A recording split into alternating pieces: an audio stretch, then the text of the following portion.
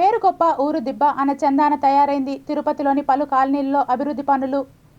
ఆధ్యాత్మిక నగర శోభను అనుభవం లేని కొంతమంది మున్సిపల్ కాంట్రాక్టర్ల తీరుతో నగరవాసులు ఇక్కట్లు ఎదుర్కొంటున్నారు.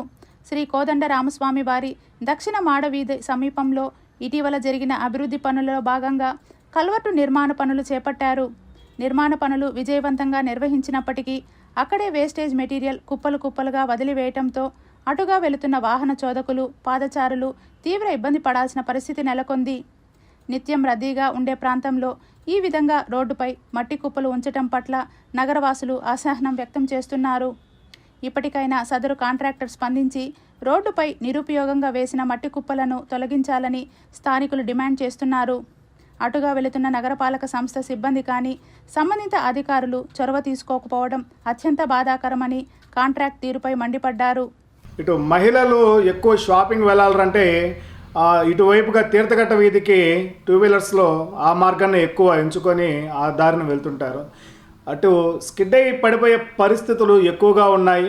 అలాగే స్కూల్ విద్యార్థులు ఇటు రాములవారి గుడి ఆర్ఎస్ మాడ వీధిలో మున్సిపల్ స్కూల్ ఉన్నది, అటువైపుగా వెళ్ళే విద్యార్థులు ఎక్కువగా ఉన్నారు.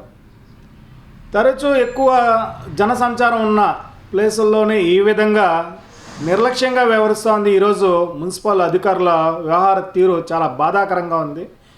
దాన్ని వెంటనే అక్కడ మొత్తం కూడా క్లియర్ చేయాల్సిన బాధ్యత ఇటు కాంట్రాక్టర్కి అలాగే మున్సిపల్ అధికారులు సంయుక్తంగా నిర్వహించి అక్కడ యుద్ధ ప్రాతిపదికన ఖచ్చితంగా క్లీన్ చేయాల్సిన